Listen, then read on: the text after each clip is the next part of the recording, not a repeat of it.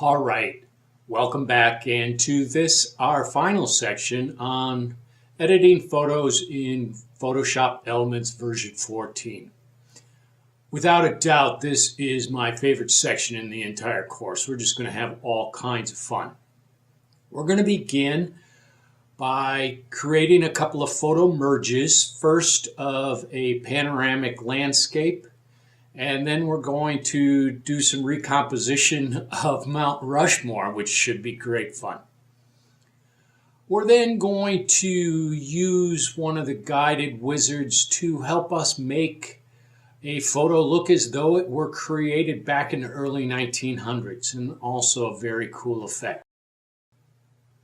And then we'll end this section by creating some Photoshop images from scratch. One copying some stuff off the internet, and the other jumping into the Expert tab and actually creating it from scratch on our own. Should be great fun, so hang on, let's enjoy the ride. I begin, simply enough, by grabbing these 4 shots of the Grand Teton Mountains out in western Wyoming. Yeah, they are absolutely beautiful. Okay, here's the deal.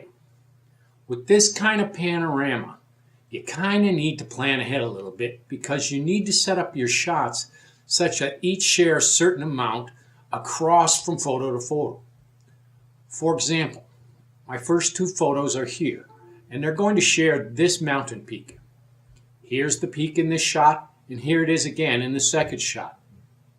Shots 2 and 3 are also going to share a mountain peak. Here it is in photo 2, and here it is in photo 3.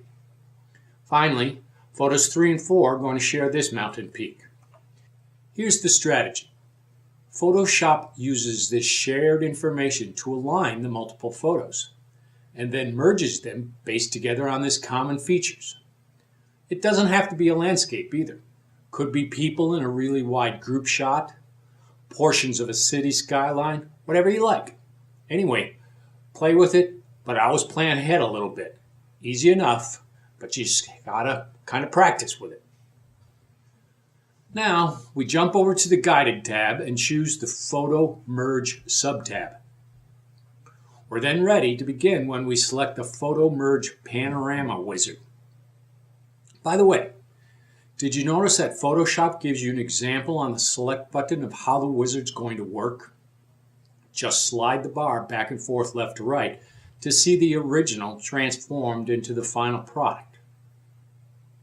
All right, because it's a wizard, Photoshop's going to walk us through each step we need to take in completing our panorama. It's telling us to just select the photos to be merged by holding down the Shift key while clicking on them. And ta-da, 45, 60 seconds later, Photoshop Elements version 14 is showing us its newly created panorama. Very cool.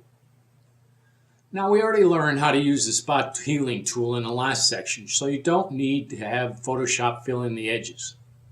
Alternatively, you could just crop things down as I'm going to do here, and voila, you got a magnificent panorama of the Grand Teton Mountains. Oh, but you guys know by now that I'm just going to have to play with the color saturation and vibrance just a little to jack this thing up even more. Yup. Now that looks like it is ready for my DV. Save it away as a new file. All right, for our next example, we're going to have a little fun. We're going to use the Photo Merge Compose wizard to kind of mess around a little bit with Mount Rushmore. For those of you who don't know, Mount Rushmore is a carving in the side of a mountain of 4 famous presidents. One, of course, was the one who commissioned it. And everybody goes there, travels there, and checks it out in the summertime vacation months, and great fun. Well, we did too, and now I'm going to mess a little bit with it, not only as a means of having a little fun, but also of giving you guys a little instruction on the Photo Merge Compose wizard. All right, let's check it out. Here are my 4 photos. My goal is to replace each of the presidents with one of our faces. Come on, it's going to be funny. I begin by simply selecting the Photo Merge Compose wizard, and it walks me through the whole process. All right, it's telling me to select and drag an image from which you wish to extract to the work area. All right, I can do that. Now use the Select tool to select the area you want to extract. All right, I know how to do that. I finally polish things up a little here by switching back to the Subtract. All right, pretty good. Now hit the Next button. Move and resize the extracted object on the new background. Okay, I can do that. All right, that takes care of switching my good boy Bucky for George Washington. Let's go ahead and see if we can swap Petey for Abraham Lincoln. Oh man, this is just hilarious. All right, we do it 2 more times and ta-da! Come on, now that's funny. I'm definitely saving that one for my DVD. All right, I'm having a blast. I sure hope you are too. In this next example, we're going to take a photo of my wife, which we took out in South Dakota messing around at Wall Drug, and transform it to look as though it had been taken back in the early 1900s. And I'm going to use this photo of Calamity Jane sort of as my inspiration. So that's the look we're going for. All right, let's give it a shot. Anyway, back to our original, where I immediately noticed that Mary, that's my wife, is missing a cowboy hat. Let's go ahead and correct that. Well, we already know how to do a Photo Merge Compose, so let's put this cowboy hat on my wife. Pretty easy stuff, ta-da. And now let's make it look old-fashioned with the guided Fun Effects Old-Fashioned Wizard. Oh, super easy. We click on the wizard and follow the nicely described steps. First, we convert it to a black and white. Then we add back in some of the brown tones, add a little texture to the background, and finally move the saturation and lighting way down. Remember, cameras were bad back then, and we're going for this Calamity Jane look here. All right, I kind of like that. Let's jump back to the Quick tab. All right, a little cropping. Good old Calamity the Buffalo Whisperer. Now we need to get that purse out of there. You know how to do that with the spot healing brush. We just color the purse in while holding down the left mouse button, and then when we release, Photoshop fills it in very nicely. You know what I'm thinking? I suggest we jack up that texture just a little more. The wizard did an okay job, but I think we can go further.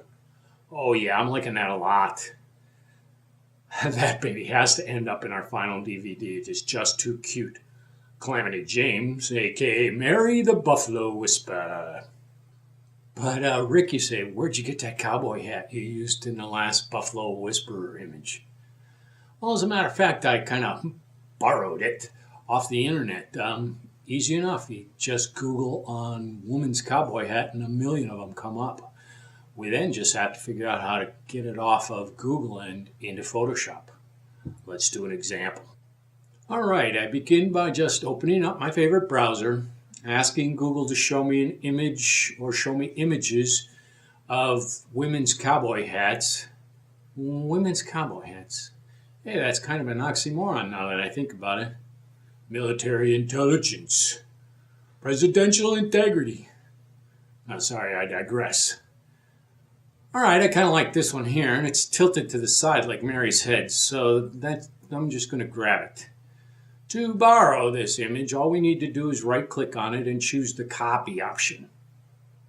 We then simply come over here to Photoshop, and under the File menu option, we select New, and then the From Clipboard option. Remember, whenever we copy something to memory, it goes into this imaginary entity called the clipboard. To grab it out of memory, just copy from the clipboard. Also note that the print screen key up there on the top row of the keyboard also puts its contents into the clipboard. How do I get all these still screenshots from these videos and the associated resource materials? I hit the print screen key on my keyboard, open Photoshop, and create a new file from clipboard. Ta-da! Easy enough. Sorry guys, it's just that easy to create new images from what you see in your screen. Oh, check this out. You can also see my double screen layout here in this print screen. My script is going on the right, my screen capture software is running down there in the bottom left, and a Google browser on the left. Busy, busy, busy. All right, guys, I know I promised you we weren't going to delve into the Expert tab, but I want to show you something here, and it really only works on the Expert tab, so please bear with me. If this freaks you out, just ignore and we'll come back again in 6 months and it'll make perfect sense. But regardless, I want to show you quickly how to create an image totally from scratch within Photoshop Elements version 14. It'll be a quick example. We'll get right up. All right, we begin by jumping over here to the Expert tab. No auto adjustment area and a ton more stuff going on in the toolbar. Don't worry about it. A year from now, this will be your second home. I want to show you how to create your own simple images from scratch. Very nice for things like menus, my summary whiteboard, and stuff like that. We begin with the File, New, Blank menu option. Nothing difficult going on here. I simply next tell Photoshop how large I want my new blank canvas.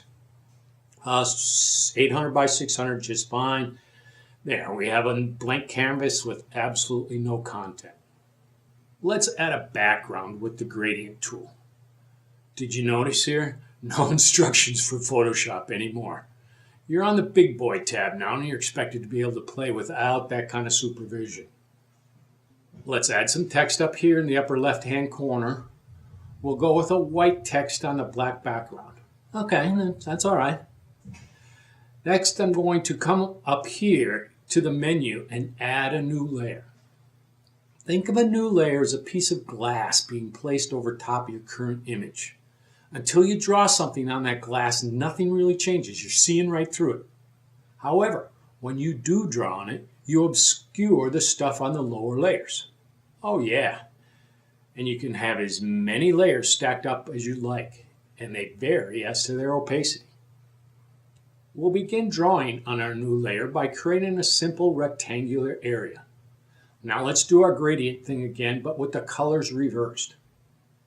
We add some appropriately clever text, and we have the foundation for a possible DVD menu or slideshow entry point. Cool enough. I know that one was a little tougher, but I wanted to go through it quickly at least. All right, I hope you had as much fun in that section as I did, because I had an absolute blast. Using those guided wizards, we created some absolutely amazing photos.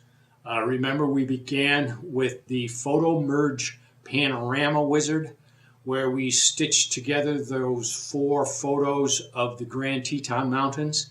The only remember on that one is make certain that your images share something in common such that Photoshop knows where to stitch them together.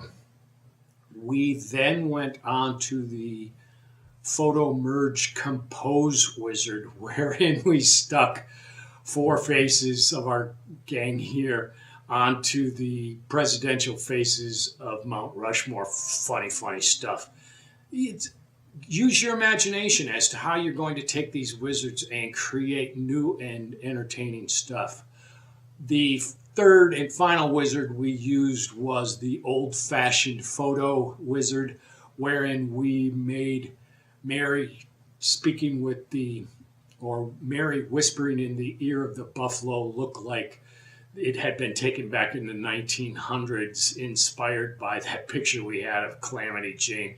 I remember also we put that cowboy hat on her with the Compose wizard, and then did some spot healing to get rid of her purse. It turned out awfully well in the end, particularly when we added that final texture. That was cool. We ended this section by first copying out of Google and into Photoshop with the File, Copy New from Clipboard function. Easy enough to do, very easy actually. Just remember, you do a right click in your browser to do a copy, and then you do a File New from Clipboard in Photoshop, and voila, you're ready to go. We ended this section with a little playing around in the Expert tab, which was a little more difficult than what we'd been doing, but was still well within our capacity. And we created a brand new image from scratch. Very cool stuff and well within your capacity. So practice with it a little bit and go for it, because you can do this stuff. All right, that concludes our look at Photoshop Elements version 14. I hope you enjoyed it, and it is such a powerful tool. I hope you begin practicing and utilizing it on a daily basis. Next, we're going to start looking at its twin, which is Photo Premiere Elements version 14. It is to videos what Photoshop is to still images. So let's begin next time with a look at Photoshop, or rather Adobe Premiere Elements. Remember, keep on learning. I'm looking forward to it.